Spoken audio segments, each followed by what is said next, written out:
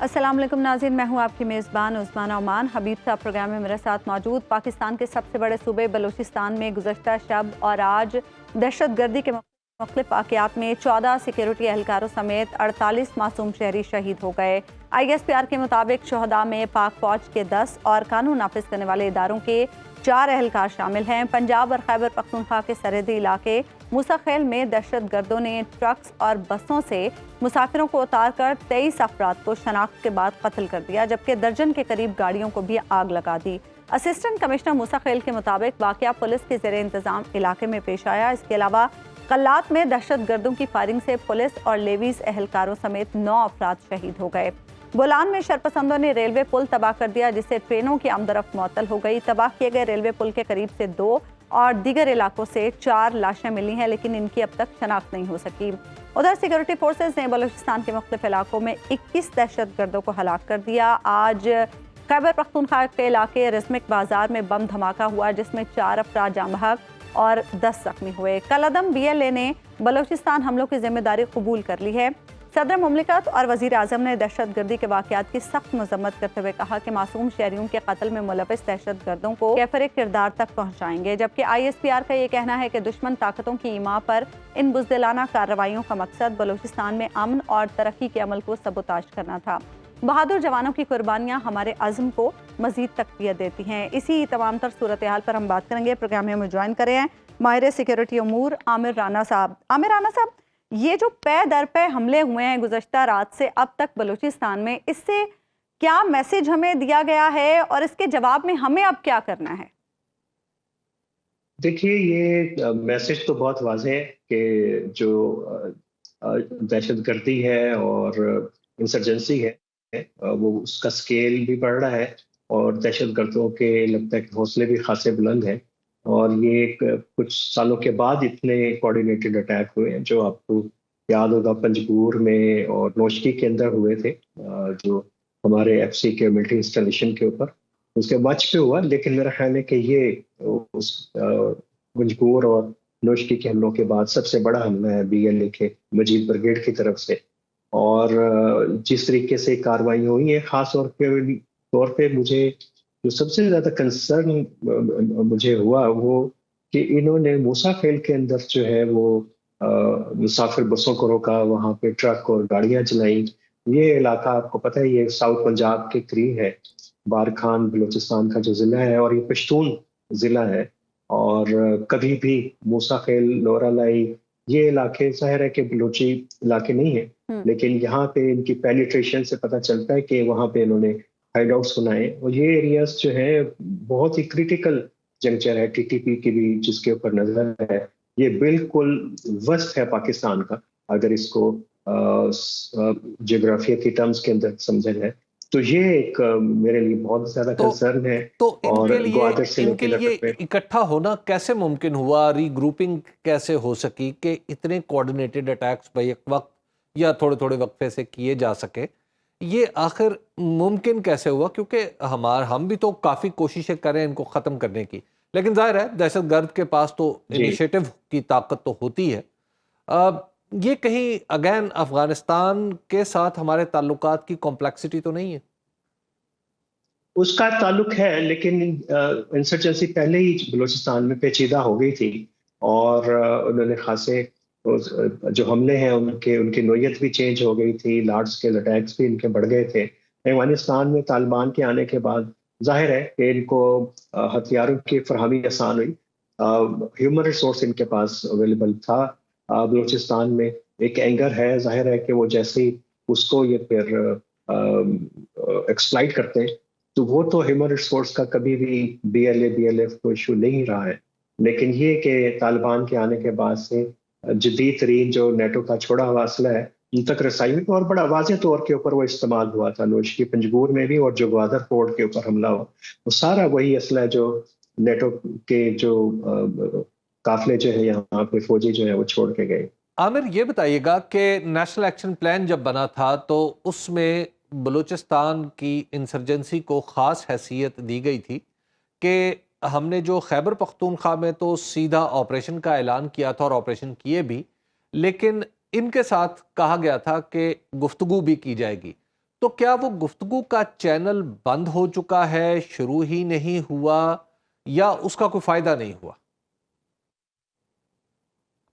دیکھیے بات چیت ہوئی تھی، ڈاکٹر مالک بلوچ صاحب نے بات کی تھی اور خاصی بات آگے بڑھ گئی تھی، بلکہ یہاں تک ہوا تھا کہ اس وقت کی جو قیادت تھی بی ایل اے کی اور بی آر اے کی، ان کے مسائل بھی اور ان کے مطالبات بھی کوئی بڑے نہیں تھے، ان کے اپنے حلقوں سے بلوچستان کے مسائل کے حوالے سے تھے، اور یہ ایک بڑی خوش آئند بات تھی، لیکن اچانک بات چیت کا سلسلہ رک گیا وہاں اور آج تک شروع نہیں ہو سکی، باوجود کہ حکومت کا دعویٰ یہی رہتا ہے کہ وہ بات چیت کے لیے ہر وقت تیار ہے۔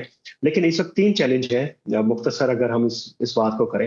ایک تو بی ایل اے اور بی ایل ایف کا مقصد یہ ہے کہ اس پوری انسرجنسی کو ایک نسلی جنگ جو ہے اس میں تبدیل کر دیا جائے، کہ یہ بلوچ اور پنجاب کی لڑائی ہے، اور یہ بہت بڑا ٹریپ ہے جس سے ریاست نے بچنا ہے، کیونکہ بلوچ کا ایکسپلائٹ ہی یہ کرتا ہے، اگر یہ شناخت کی جنگ بن گئی تو یہ خاصا مزید کمپلیکیٹڈ ہوتا جائے گا۔ دوسرا، اس جو بات چیت کے جو چینل ہیں وہ بی ایل اے اور بی ایل ایف کے ساتھ تو بات ممکن نہیں ہے، نہ ہی وہ کرنا چاہتے ہیں۔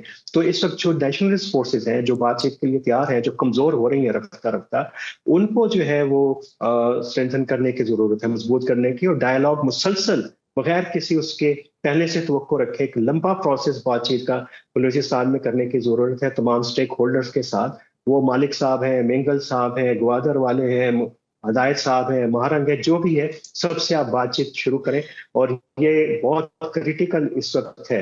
اور تیسرا جو ہے وہ ہم نے کوشش کرنی ہے کہ جو مسائل ہیں انسرجنسی سے ریلیٹڈ، وہ سیکیورٹی کے مسائل ہیں اور جس قسم کے آپریشنز کی نوعیت ہے، ان کو جو شاید ان کو ریویو کرنے کی ضرورت ہے، بلکہ ہم کہیں کہ اسٹریٹجی، جو کاؤنٹرنگ اسٹریٹجی بلوچستان کے اندر، وہ مکمل طور پہ چینج کرنے کی ضرورت ہے۔ اچھا، یہ جو صوبائی حکومت ہے، اس کا کیا عمل دخل ہے اس پورے معاملے میں؟ کیونکہ ایک بات کہی جاتی ہے کہ صوبائی حکومت اس معاملے میں کچھ نہیں کر سکتی سوائے بیانات دینے کے، اس کے پاس نہ انیشیٹو لینے کی صلاحیت ہے، نہ فیصلہ کرنے کی قوت ہے۔ بات تو درست ہے، اور لیکن مفتی صاحب کئی جگہوں کے اوپر اسرٹ کرنا شروع ہو گئے، اور ظاہر ہے کہ جب کوئی سویلین گورنمنٹ ادھر اسرٹ کرے کچھ معاملات میں، تو اس کے باقی جو دیگر معاملات ہیں وہ آپ کے علم میں خاصے پیچیدہ ہو جاتے ہیں۔ تو پیپلز پارٹی کی نمائندگی کر رہے ہیں، پیپلز پارٹی بات چیت کی حامی رہی ہے، لیکن اس وقت سیدھی سی بات ہے، جو ریاست کے باقی جو حلقے ہیں، ادارے ہیں، وہ بات چیت کے لیے تیار نہیں ہے۔ تو ہم بات کرنی بھی ہم نے بی ایل اے سے اور بی ایل ایف سے نہیں ہے، دہشت گردوں سے نہیں ہے، جن لوگ ہے اس کی بات ہو رہی ہے، لیکن یہ ہے کہ بہت سارے اسپائلر ہیں بلوچستان میں، جو حکومت کے اندر بھی ہیں، بلوچستان حکومت کے اندر بھی ہیں، وہ ہمیشہ کوشش کرتے ہیں کہ بات چیت نہ ہو پائے، اور بات چیت اس لیے نہیں یہ چاہتے کہ ہو، ان کو لگتا ہے کہ وہ لوگ جو ہے ریاست کے اداروں پہ قریب آ جائیں گے اور یہ ریاست کے اداروں سے دور ہو جائیں گے، اور ان کا انٹرسٹ جو ہے وہ داؤ پہ لگ جائے گا۔ اچھا، یہ بتائیے گا عامر صاحب کہ کیا آپ کو اس میں کراس بارڈر انوالومنٹ بھی دکھائی دیتی ہے؟ کیا ایسا ہو سکتا ہے کہ ہمارے دشمن ہمارے خلاف کوئی چال چل رہے ہوں؟ دیکھیے، اس میں تو کوئی شک نہیں ہے، اور بی ایل اے اور یہ اس طرح کی جو تنظیمیں ہیں اور اس طرح سے چھپاتی بھی نہیں ہے، اور بہت ساری چیزیں آن ریکارڈ ہیں۔ سب سے بڑا امپورٹنٹ تو یہ ہے کہ جہاں سے ہمارا پاکستان اور انڈیا کا معاملات جب خراب ہونا شروع ہوئے تھے، اس سے پہلے شرم الشیخ کے اندر اس وقت کے وزیر اعظم یوسف رضا گیلانی نے محمد سنگھ کو پہلا ڈوزیئر دیا تھا، اور وہ سارا جو ڈوزیئر تھا، انڈیا کے انوالومنٹ تھی بلوچستان کے اندر، اور اس میں انڈیا نے اس وقت آفیشلی اس کو کنسیڈر کرنے کا فیصلہ کیا تھا کہ یقیناً اس کو ہم نے آگے لے کے اس کو چلنا ہے، اور بی ایل اے بھی اس طرح کے چھپاتی نہیں ہے اس طرح کے معاملات کو، لیکن یہ صرف اس کا ایکسٹرنل ایلیمنٹ، ایک پہلو اس کا ہے، لیکن جس طریقے سے بی ایل اے کی اپیل بڑی ہے بلوچستان کے اندر، اس کی یوتھ کے اندر بڑی ہے، یہ بڑا چیلنج ہے، بجائے اس کے کہ ہم ایکسٹرنل لنک کو زیادہ فوکس کریں، انٹرنل جو چیلنج ہے اس کو پرائورٹی دینے کی ضرورت ہے۔ اچھا عامر، جیسے کہ آپ نے بھی بتایا کہ ڈاکٹر عبد المالک بلوچ صاحب کے دور میں جو مذاکرات کا آغاز ہوا تھا اس میں بڑی نمایاں پیش رفت ہوئی تھی، لیکن پھر جب اگلے وزیر اعلیٰ آئے تو معاملات وہیں پر رک گئے۔ اس وقت حالات کچھ اور تھے، آج حالات کچھ اور ہے، اور آپ نے بھی بتایا کہ سپوائلرز بہت ہیں اس وقت۔ تو اس سچویشن میں اگر ہم مذاکرات کا آغاز کرتے ہیں تو کیا کیا چیلنجز ہوں گے, کیا کیا مسائل ہوں گے؟ دیکھیے اس وقت کی جو قیادت تھی ان شورش پسند گروہوں کی, وہ باہر تھی اور اب وہ بالکل irrelevant ہو گئے. ان کا ایک ٹرائبل بیک گراؤنڈ تھا. اب جو قیادت ہے ان کی وہ ایک مڈل کلاس مکران ریجن سے تعلق رکھنے والے جو نوجوانوں کے پاس ہے, اور بڑے پڑھے لکھے نوجوان ہیں جو ایک وقت کے اندر سرداری نظام کے بھی خلاف ہیں. یعنی جو پچھلی جو ان کی قیادت تھی انسرجنسی کی, اس کے بھی اتنے ہی خلاف ہیں جتنا وہ ریاست کے خلاف ہے. تو اب بالکل یقیناً چینج ہو گئی, اور چینل بھی ایسے نہیں ہیں کہ جن کے ذریعے آپ بات چیت کر سکیں, اور وہ خود بات بھی کرنا نہیں چاہتے. تو بات چیت کس سے کی جائے؟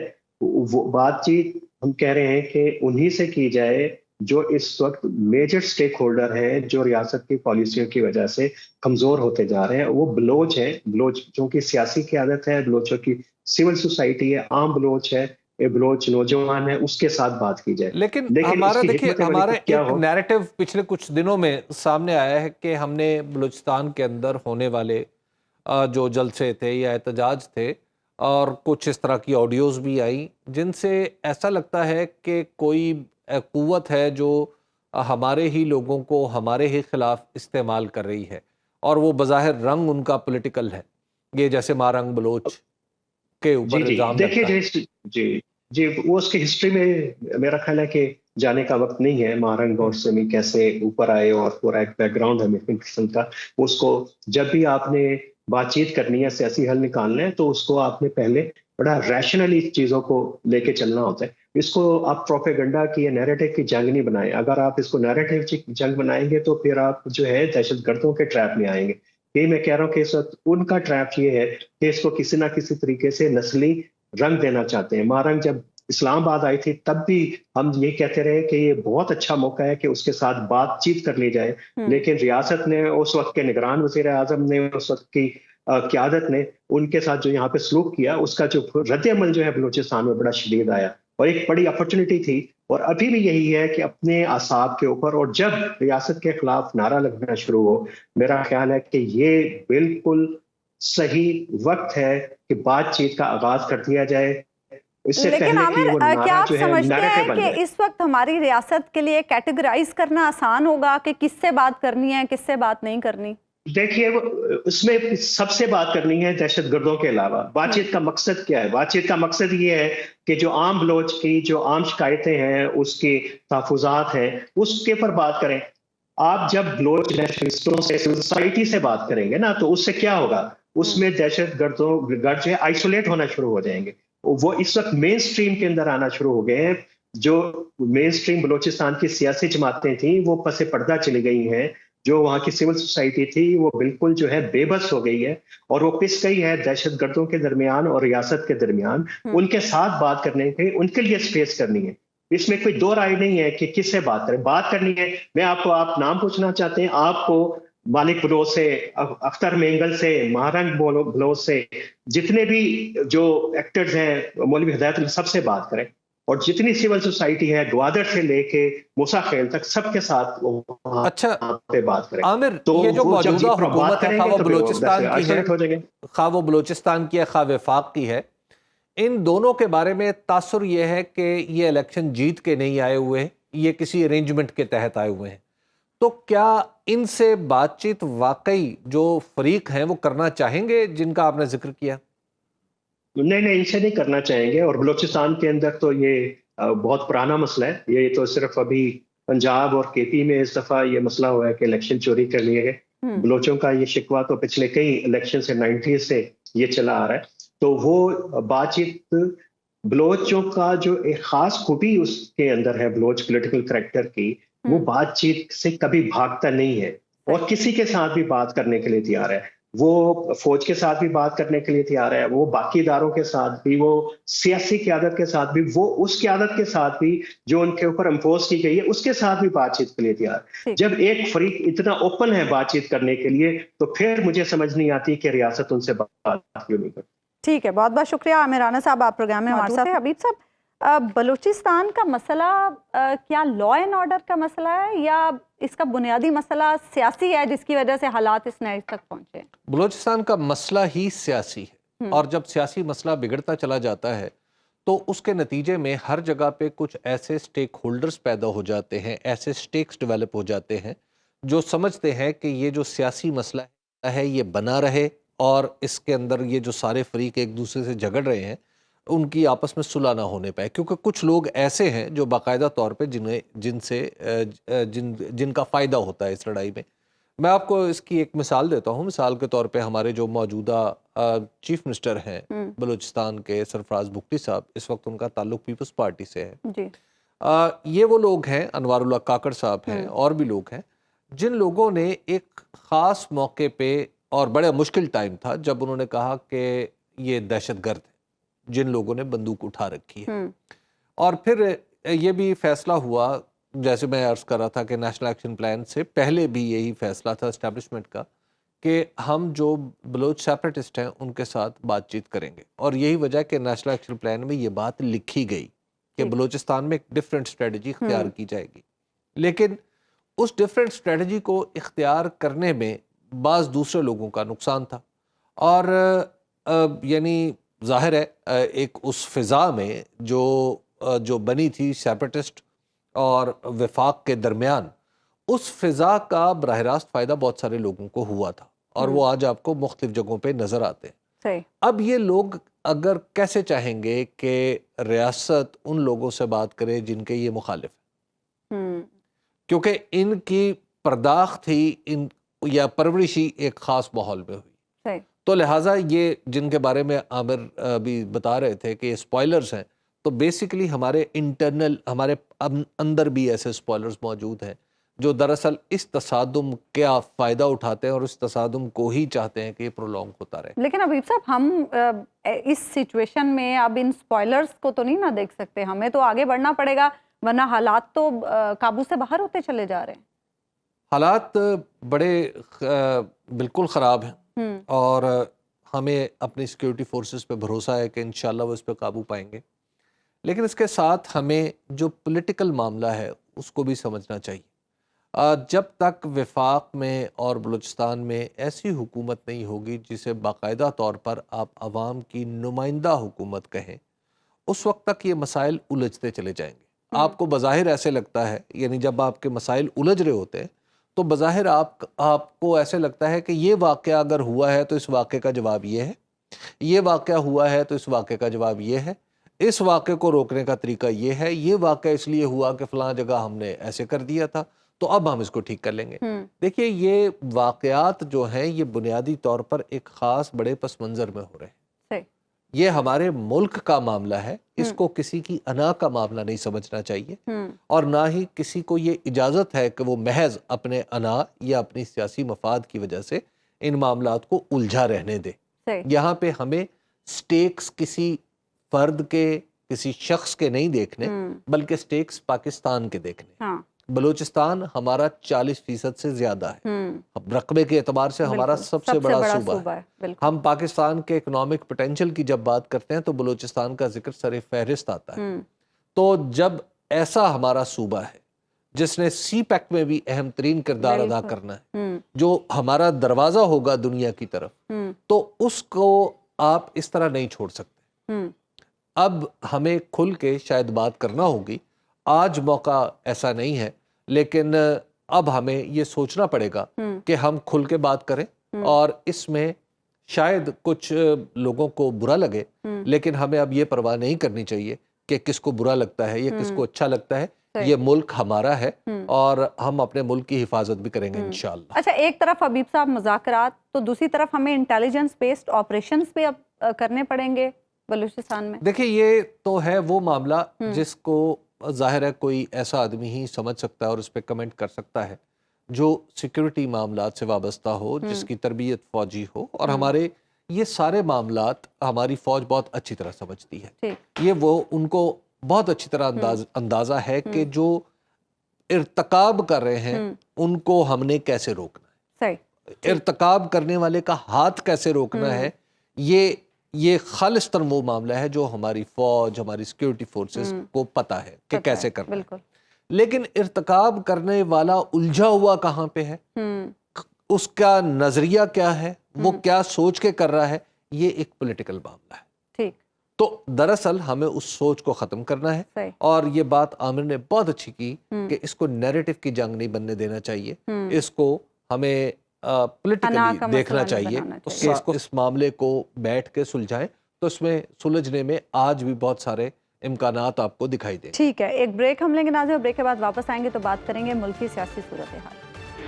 ویلکم بیک ناظرین. بانی تحریک انصاف اور سابق وزیر اعظم عمران خان کا یہ کہنا ہے کہ ان کا مقتدرہ سے کوئی رابطہ نہیں ہے، ہوگا تو پاکستان اور آئین کے لیے ہوگا. وہ آصف علی زرداری اور نواز شریف کی طرح ڈیل نہیں کر سکتے. 8 فروری کا الیکشن فالس فلیگ آپریشن تھا جس میں ان پر تشدد اور پارٹی پر پابندی لگائی گئی. وہ کیسے فراڈ الیکشن کو بھول جائیں. قومی مفاہمت کی بات کرنے سے پہلے تحریک انصاف کے ساتھ انصاف کیا جائے. اس کے علاوہ پی ٹی آئی میں اختلافات ختم کرنے کے لیے سابق صدر ڈاکٹر عارف علوی کی سربراہی میں ایک کمیٹی بھی قائم کی گئی ہے. یہ معاملہ اس حوالے سے اتنا اہم بن گیا ہے کیونکہ 28 اگست کو حکومت نے پارلیمان کا مشترکہ اجلاس طلب کرنے کا فیصلہ کر رکھا ہے جس میں اہم قانون سازی کرنے کی بھی خبریں اور اس کے لیے اپوزیشن ارکان کو ساتھ ملانے کی افواہیں بھی گرم ہیں. اس حوالے سے گزشتہ چند روز میں کچھ اہم ملاقاتیں بھی ہوئی ہیں جس میں ایک تو صدر آصف علی زرداری اور مولانا فضل الرحمان کی ملاقات ہے جس میں صدر مملکت JUI فے کے سربراہ کی رہائش گاہ پر خود گئے اور محمود خان اچکزئی کے مطابق صدر زرداری نے مولانا سے 2/3 اکثریت حاصل کرنے کے حوالے سے ملاقات کی ہے، جبکہ ایک ملاقات پی ٹی آئی کی ٹاپ لیڈرشپ اور مولانا فضل الرحمان کے درمیان بھی ہوئی جس میں پارلیمان میں ایک ساتھ بڑھنے کا فیصلہ ہوا ہے. پارلیمان کے اندر اور پارلیمان سے باہر مولانا کس کے ساتھ ہوں گے. مخصوص نشستوں کے معاملے پر پی ٹی آئی جہاں مولک ہے، کیا وہاں وفاداری بدلنے کا کوئی امکان ہے اور مشترکہ اجلاس بلانے کا مقصد کیا؟ انہی تمام تر باتوں پر ہم بات کریں گے. سینیٹر محمد ہمایوں محمد پاکستان تحریک انصاف کے رہنما ہمارے ساتھ پروگرام میں موجود ہیں. ہمایوں محمد صاحب، سب سے پہلے تو آپ سے یہ جاننا چاہیں گے، خواجہ آصف صاحب کہہ رہے ہیں کہ پی ٹی آئی نے جلسہ منسوخ کرنے کی آفر خود دی تھی، اسی لیے خان صاحب سے ملاقات کے حوالے سے سہولت کاری کی حکومت نے. بسم اللہ الرحمن الرحیم. ایاک نعبد و ایاک نستعین. دیکھیں، جب آپ بعد میں ایک بات کرنا شروع کر دیں نا تو پھر اس کا مطلب یہ ہو جاتا ہے کہ اب آپ وہ کیا کہتے ہیں، اپنے تھوکے کو چاٹ رہے ہیں یا کیا کر رہے ہیں. اس قسم کی بات ہو جاتی ہے. یہ چیزیں جس دن ہوئی تھیں 22 کو، اس سے ایک رات پہلے ساری باتیں یہ ہو رہی تھیں کہ جو جیل ہے اس کو کھولنے کی طاقت جن کے پاس ہے، اگر پاکستان تحریک انصاف بیک فٹ پہ ہوتی تو پاکستان تحریک انصاف کے لیے کبھی جیل نہ کھولتا. وہ پاکستان تحریک انصاف کو ایکسپوز کرنے کا کوئی موقع ہاتھ سے نہ جانے دیتے. اور اگر فرض کریں میں اسٹیبلشمنٹ کی جگہ ہوں یا میں حکومت کی جگہ ہوں اور مجھے پتا ہے کہ میرا جو مخالف ہے وہ اس وقت بڑے ویک فوٹنگ میں ہے اور میں ان کو ایکسپوز کرنا چاہتا ہوں، میرا دماغ خراب ہے کہ میں ان کو وہ راہداری دوں گا کہ یار تم یہ جا کے اپنے جو ہے بانی عمران خان کو کہلوا دو اور اس سے وہ کر لے. وہ کبھی نہ کرتے. ہاں، اگر میرے اپنے حالات خراب ہوں اور مجھے پتا ہو کہ یار یہاں پہ تو ایک دنیا نکل رہی ہے. اور یہ یاد رکھیں، اس دفعہ یہ پہلی بار ہو رہا ہے اور پاکستان تحریک انصاف اس چیز میں سب سے زیادہ وہ ہے کہ وہ جو پرانے جو رسمیں ہوتی تھی نا ان سب کو توڑ تاڑ کے وہ سارے جو پرانی جو طریقے ہوتے تھے ان سے ہٹ کر اس دفعہ ہو یہ رہا ہے کہ عوام گائیڈ کر رہی ہے اپنے لیڈران کو کہ آپ نے آنا ہے اور آپ نے جلسہ کرنا ہے. اچھا ڈاکٹر صاحب، یہ بتائیے گا کہ کیا متعین انداز میں کہ آپ سے رابطہ حکومت نے کیا یا حکومت نے سہولت کاری کی آپ کے اور اسٹیبلشمنٹ کے درمیان، یا رابطہ اسٹیبلشمنٹ کا ہوا؟ دیکھیں، اس طرح ہے، میں اگر میں ان سب چیزوں کو دیکھوں اور ایک انالائز کرنے کی کوشش کروں، مجھے پتا ہے کہ جو یہ جیل اڈیالہ جیل ہے تو یہ پنجاب میں، لیکن پنجاب حکومت کے اختیار میں نہیں ہے. اچھا، ٹھیک ہے. تو اس لحاظ سے اگر میں اس کو سامنے دیکھوں تو مجھے لگتا ہے کہ یہ اسٹیبلشمنٹ کے ہاتھ میں ہے. اب اسٹیبلشمنٹ نے حکومت کی بات مانی ہے، یہ اسٹیبلشمنٹ نے خود کیا ہے. یہ تو میرے خیال میں حبیب صاحب آپ مجھ سے بہت زیادہ سمجھدار بھی ہیں. آپ کو کیا لگتا ہے ایک ونڈو آف اپرچونٹی، چلے ہم اس کو مانتے ہیں، تو کیا یہاں سے بات آگے بڑھتی ہوئی آپ کو دکھائی دیتی ہے؟ دیکھیں اگر یہاں سے بات آگے نہیں جائے گی اور اس ونڈو آف اپرچونٹی کو جس میں عمران خان نے مجھے بذات خود کہا تھا کہ ڈاکٹر صاحب آپ سب کو بتا دو کہ میں یہ آخری بار ایک جلسے کو کینسل کر رہا ہوں in the larger interest of Pakistan, اور ان کا جو کہنے کا طریقہ تھا وہ یہ نہیں تھا کہ وہ اپنے دل سے کر رہے ہیں، وہ اپنے دل سے نہیں کر رہے تھے، لیکن somebody told him something جس کی بیسس پہ انہوں نے کہا چلو بادل نخواستہ یہ بھی کر کے دیکھ لو، ٹھیک ہے۔ اب اگر آپ اپرچونٹی ونڈو کی اپرچونٹی کو آپ نہیں اویل کرتے اور آپ اس جگہ پہ باقی لوگ نہیں بیک آف کرتے یا وہ اس چیز کے لیے ایک صحیح سمت کی طرف نہیں جاتے، تو آپ کو پتا ہے کہ اس وقت کراچی میں انٹرنیٹ کے کم ہونے کی وجہ سے 70% انکم لوگوں کی صرف فوڈ ڈیلیوری سسٹم میں کم ہو گئی ہے۔ آپ کو پتا ہونا چاہیے کہ آٹو پارٹس مینوفیکچرنگ جو ہے وہ بھی کلوز ہو گئی ہے، 26 اگست سے کلوز ہو گئی ہے۔ اس کے بعد پاکستان جو پہلے 169 پہ رینک کرتا تھا 179 آؤٹ آف 80 پہ رینک کرنا شروع کر دیا ہے ان انوائرمنٹل پرفارمنس۔ یہ میں پچھلے 2-3-4 دن کی باتیں بتا رہا ہوں، اور آپ کو پتہ ہے کہ اس وقت سندھ میں جو سوئسائڈ ہے، اور وہ جو پہلے جتنی سوئسائڈز ہوتی تھی اس دفعہ اس میں 56% پورشن جو ہے نا وہ غریب لوگوں کا ہو گیا ہے۔ وہ اتنی بڑھ گئی ہیں غریبوں میں کہ ان سب چیزوں کے باوجود کہ وہاں پہ جو سندھ میں جو حکومت ہے اس نے 1 ارب روپے ان کو سبسڈی ہمایوں دی ہے یا ان کو یہ سب باتیں بالکل ٹھیک ہیں اور بڑا ضروری ہے کہ ان سب مسائل پر قابو پانے کے لیے بات چیت کے معاملات آگے بڑھیں، کوئی راہ نظر آئے اس تمام تر بحران سے نکلنے کی۔ لیکن ہم یہ دیکھ رہے ہیں کہ خان صاحب بڑے سخت بیانات بھی دے دیتے ہیں۔ آج بھی انہوں نے جو بات کی انہوں نے بڑے سخت بیانات دیے کہ خان صاحب سمجھ نہیں آ رہی کہ خان صاحب کیا چاہتے ہیں۔ ایک طرف ونڈو کھلی ہے، دوسری طرف بند ہو رہی ہے۔ نہیں دیکھیں اس طرح یہ ہے کہ میں آپ کو ایک بات بتا دیتا ہوں، ایک آدمی جب وہ حق کے اوپر کھڑا ہوتا ہے یا وہ کسی سول سپرمیسی یا اس قسم کی کسی کانسٹیٹیوشنل اس کے اوپر کھڑا ہوگا وہ، اور اس کو پتہ ہے اس نے کوئی غلط کام نہیں کیا تو وہ ہمیشہ سخت ہی ہوگا۔ اس نے کافی اپرچونٹی دی ہے، لیکن دیکھیں میں آپ کو ایک چیز سمجھاتا ہوں۔ دیکھیں حبیب صاحب بات یہ ہے کہ آپ کی اور میری لڑائی ہے، میں آتے جاتے آپ کو ایک کونی مار کے چلا جاتا ہوں ہر دفعہ تو آپ مجھے سنائیں گے، لیکن اگر میں نے آپ کے ساتھ، اور یہ یاد رکھیں اس وقت پی ٹی آئی کو دیوار سے لگایا جا رہا ہے اور دیوار کے اندر کوشش کر رہے ہیں کہ جتنا وہ کر سکے، لیکن یہ ہونا یہ چاہیے کہ اگر میں کونی مارنے کی بجائے میں ایک دفعہ جا کے آپ کے سامنے ایک گلاس کا پانی رکھ کے چلا جاؤں، آپ مجھے غصے سے دیکھو گے لیکن آپ اس میں کچھ کہو گے نہیں۔ نیکسٹ ٹائم میں رکھ کے جاؤں گا 1 یا 2 یا تیسری مرتبہ آپ مجھے تھینک یو بھی کہہ دو گے۔ اس وقت میرے لحاظ سے حکومت کو یہ چاہیے، اور یہ بات بھی بنتی ہے کیا ہماری وہ جو عورتیں جس میں ایک پروفیسر لیول کی ڈاکٹر جس نے ہزاروں لوگوں کے بچوں کو جو جنم دینے میں ہیلپ کی ہے، لوگوں کو پڑھایا ہے، سب کچھ کیا ہے، وہ سی آر پی سی 4971 کے تحت وہ اس وقت اس چیز کی حقدار ہے کہ ان کو بیل مل جائے، ٹھیک ہے۔ میرے اس کے علاوہ بہت سارے ایسے لوگ ہیں جیسے عمر سرفراز چیمہ ہے کہ جو سی آر پی سی 4971 کے تحت اس کو بھی بیل ملنی چاہیے۔ جتنے بھی ہمارے اس وقت پاکستان تحریک انصاف کی لیڈرشپ ہے اور جو کہ باقی لوگ بھی ہیں جو ورکرز بھی ہیں، ان میں سے کسی کے اوپر کنوکشن پروو نہیں ہوئی، تو ان سب لوگوں کو آپ بیل دے دو، کسی بھی لحاظ سے بیل دے دو، یا گورنمنٹ اس میں سافٹ سٹانس لے لے۔ جی یعنی آپ کہہ رہے ہیں کہ کچھ سی بی ایمز ہوں۔ یہ بتائیے کہ آپ کی پارٹی کو ابھی تک کیا یہ اندیشہ ہے کہ جسٹس قاضی فائز عیسیٰ کی مدت ملازمت میں توسیع کے لیے یا ججز کی مدت ملازمت میں توسیع کے لیے کوئی آئینی ترمیم آ جائے گی، کچھ اس طرح کہ مولانا فضل الرحمان بھی ادھر چلے جائیں اور باقی سب لوگ چلے جائیں، یوں 2/3 والا معاملہ ہو جائے؟ دیکھیں میں آپ کو ایک چیز بتاتا ہوں، وہ مولانا فضل الرحمان صاحب نے پچھلے 1 2 3 4 مہینوں میں جو باتیں کی ہیں نا، آج اگر وہ پیپلز پارٹی کی وجہ سے ان کے ساتھ مل جاتے ہیں، ٹرسٹ میں وہ اپنی کریڈیبلٹی ہمیشہ کے لیے ختم کر دیں گے۔ پلس انہوں نے آصف علی زرداری صاحب سے ملنے سے پہلے انہوں نے ایک جوائنٹ پریس کانفرنس ان کی پارٹی نے پاکستان تحریک انصاف کے ساتھ کی ہے کہ وہ پارلیمنٹ کے اندر جو ہے نا، پارلیمنٹ کے اندر باہر کی بات نہیں کی، پارلیمنٹ کے اندر وہ ہم ساتھ لاز کے اوپر جائیں گے۔ اب اگر وہ ان سے پیچھے ہٹتے ہیں تو ان کی بہت سیریس کریڈیبل وہ ڈیمیج ہو جائے گا۔ نمبر 2، اگر میں آرٹیکلز کو دیکھتا ہوں تو جس لحاظ سے کر سکتے ہیں، یا تو وہ کانٹمپٹ آف کورٹ کو ختم کریں گے یا وہ ریٹائرنگ ایج کو کریں گے. کانٹمپٹ آف کورٹ پہ آرٹیکل 204 ہے، ریٹائرنگ ایج کے اوپر آرٹیکل 179 ہے. اس کے علاوہ جو ججز کی اپوائنٹمنٹ ہے وہ 175A کے لحاظ سے، کانسٹیٹیوشنل امینڈمنٹ 239 کے لحاظ سے، ان سب چیزوں کے لحاظ سے ان کے پاس نمبرز نہیں ہیں.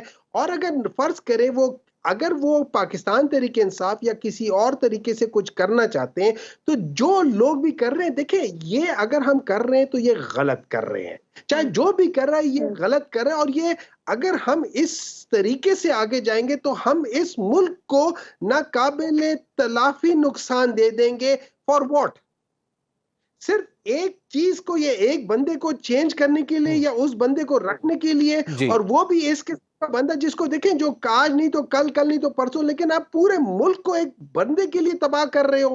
اچھا یہ بتائیے گا کہ اب آپ کو ڈاکٹر صاحب 8 ستمبر کا جلسہ ہوتا ہوا نظر آتا ہے، یا اب بھی کوئی امکان پیدا ہو سکتا ہے کہ اچانک کمشنر صاحب کو سوجھے کہ جناب یہاں پہ تو حالات ٹھیک نہیں ہے، 8 ستمبر کو لہذا جلسہ نہیں ہونا چاہیے؟ دیکھیں حبیب صاحب، میں آپ کو ایک چیز سمجھاتا ہوں جو میری اب انڈرسٹینڈنگ ہے. میں بہت زیادہ پولیٹیکل سیوی بندہ نہیں ہوں، لیکن میں سمپل 1+1=2 کرنے والا بندوں میں سے ہوں. سائنٹیفک بیس ہے تو اس وجہ سے میں اس لحاظ سے کرتا ہوں.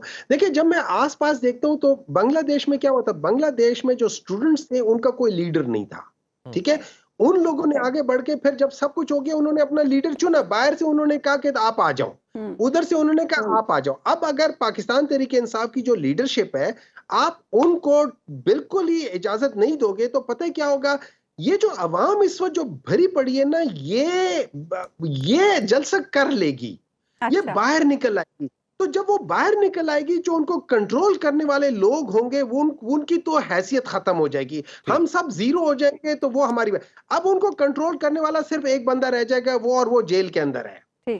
آپ اس سچویشن کو اگر ایوائڈ نہیں کریں گے آپ لوگ اس کو کنٹرول نہیں کر پائیں گے. یعنی سر دست تحریک انصاف 8 ستمبر کا جلسہ منسوخ کرنے کا ارادہ نہیں رکھتی. بہت شکریہ سینیٹر ہمایوں محمد صاحب، آپ پروگرام میں ہمارے ساتھ موجود تھے. ایک بریک ہم لیں گے ناظرین، بریک کے بعد واپس آئیں گے تو گفتگو کے سلسلے کو آگے بڑھیں. ویلکم بیک ناظرین. حبیب صاحب، پرسوں جو جوائنٹ سیشن ہونے جا رہا ہے اس کو لے کر بڑی کنفیوژن ہے. کچھ لوگوں کا ماننا ہے کہ شاید اس میں حکومت کوئی آئینی ترمیم لانے جا رہی ہے، حکومت کے کچھ اپنے ہی وزراء کہہ رہے ہیں نہیں آئینی ترمیم کا معاملہ زیر غور نہیں ہے. دوسری طرف ملاقاتیں بڑی امپورٹنٹ ہو رہی ہیں، مولانا سے زرداری صاحب کی بھی ملاقات ہوئی ہے. کیا لگ رہا ہے آپ کو، کیا کرنے جا رہی ہے حکومت؟ آئینی ترمیم لا سکتی ہے؟ اور اگر ایسا کچھ ہوتا ہے تو پارلیمان میں مولانا کس کا ساتھ دیں گے؟ آج کی تاریخ تک تو میں نہیں سمجھتا کہ اس بات کا کوئی امکان ہے کہ کوئی آئینی ترمیم آئے گی. اس کی وجہ یہ ہے کہ جو جسٹس قاضی فائز عیسیٰ صاحب کے بارے میں یہ بات بڑے متعین انداز میں پی ٹی آئی کرتی ہے کہ دراصل ان کی مدت ملازمت بڑھانا مقصود ہے، اور تاکہ یہ رہیں اور اگلے 2-3 سال کے لیے حکومت کے محافظ بنے رہیں جیسا کہ حکومت سمجھتی ہے. اب یہ ایک پولیٹیکل بات ہے، جسٹس قاضی فائز عیسیٰ ہیں یا نہیں ہے، لیکن وہ ایک اس وقت سیاسی بیانیے کا حصہ بن چکے ہیں.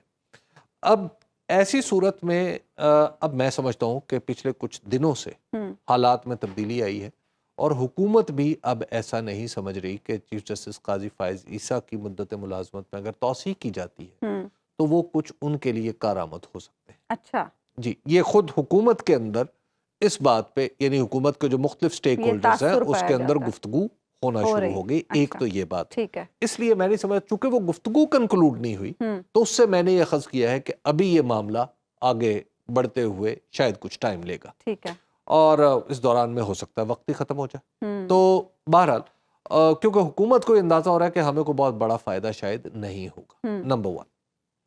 دوسری بات ہے کہ جو مولانا فضل الرحمان ہے وہ آپ دیکھ لیجئے کہ کس طرح پیپلز پارٹی ان سے جو آصف علی زرداری صاحب ملنے آئے ہیں وہ ایک خاص ماحول میں ملنے آئے. وہ اس سے پہلے آپ یہ دیکھیے کہ ایک ونڈو کھلی ہے اڈیالہ میں، جیسے آج بھی آپ جیسے آج بھی ملاقات ہوئی وزیر اعلیٰ خیبر پختونخوا کی عمران خان صاحب سے، اور کہتے ہیں کانفرنس روم میں ہوئی، 2 گھنٹے کی ملاقات ہوئی.